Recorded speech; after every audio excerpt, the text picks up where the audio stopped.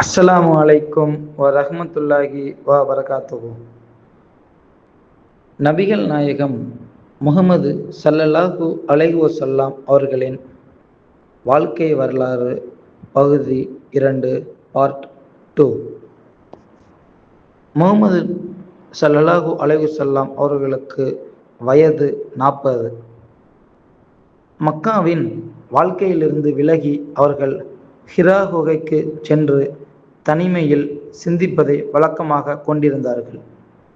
ஒரு நாள் ஹிரா குகையில் இருக்கும்போது வானவர் ஜிப்ரீல் அலைஹிவஸல்லம் அவர்கள் முஹம்மது ஸல்லல்லாஹு அலைஹி வஸல்லம் அவர்களிடம் வந்தார்கள்.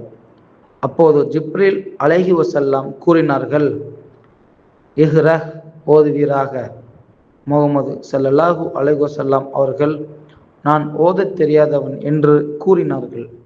மீண்டும் ஜிப்ரீல் அலைஹிவஸல்லம் அவர்கள் அவர்களை அணைத்து இஹ்ரா என்று கூறினார்கள். அதன் பிறகு குர்ஆனின் ஆரம்ப வசனங்கள் இறக்கப்பட்டன. படைத்த உமது இறைவனின் பெயரால் ஓதுவீராக. இதுதான் முஹம்மது நபி ஸல்லல்லாஹு அலைஹி வஸல்லம் அவர்களுக்கு கிடைத்த முதல் வஹி.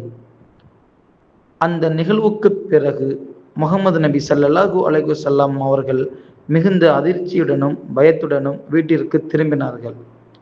அவர்கள் என்னை போர்த்துங்கள் என்று கூறினார்கள். அவர்களின் மனைவி ஹதீஜா ரலியல்லாஹு அன்ஹு அவர்களை ஆறுதல் படுத்தினார்கள். அவர்கள் முஹம்மது நபி ஸல்லல்லாஹு அலைஹி வஸல்லம் அவர்களிடம் அல்லாஹ் உங்களை ஒருபோதும் கைவிட மாட்டான் என்ற பொருளில் நம்பிக்கை அளித்தார்கள். ஹதீஜா ரலியல்லாஹு அன்ஹு அவர்கள் முஹம்மது நபி ஸல்லல்லாஹு அலைஹி வஸல்லம் அவர்களின் தன்மையை நன்கு அறிந்திருந்தார்கள். இவ்வாறு முஹம்மது நபி ஸல்லல்லாஹு அலைஹி வஸல்லம் அவர்கள் அல்லாஹ்வின் தூதராக தேர்ந்தெடுக்கப்பட்டார்கள்.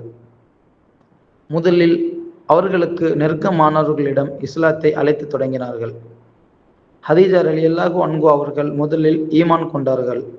அதன் பிறகு அலி ரலியல்லாஹு அன்ஹு, அபூபக்கர் ரலியல்லாஹு அன்ஹு, சைத் இப்னு ஹாரிஸா ரலியல்லாஹு அன்ஹு போன்றவர்கள் இஸ்லாத்தை ஏற்றுக்கொண்டார்கள்.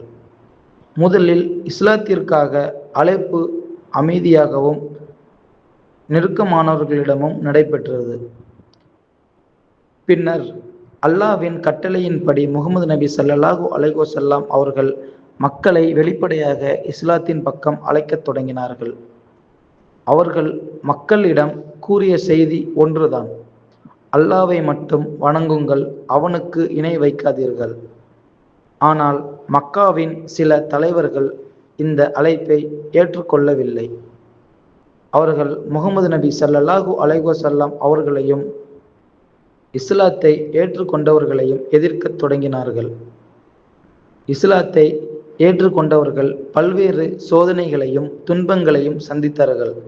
ஆனால் அவர்கள் ஈமானை விட்டுவிடவில்லை. உண்மை வந்துவிட்டால் அதை ஏற்றுக்கொள்வதற்கு தைரியம் தேவை. முஹம்மது நபி ஸல்லல்லாஹு அலைஹி வஸல்லம் அவர்களின் அழைப்பு நாளுக்கு நாள் மக்காவில் பரவிக்கொண்டே சென்றது. ஆனால் எதிர்ப்பு இன்னும் அதிகமாக போகிறது. அடுத்ததாக என்ன நடந்தது? மக்காவில் முஸ்லிம்கள் சந்தித்த கொடுமைகள் தான் என்ன? அபூதாலிப் அவர்களின் பாதுகாப்பு எப்படி இருந்தது?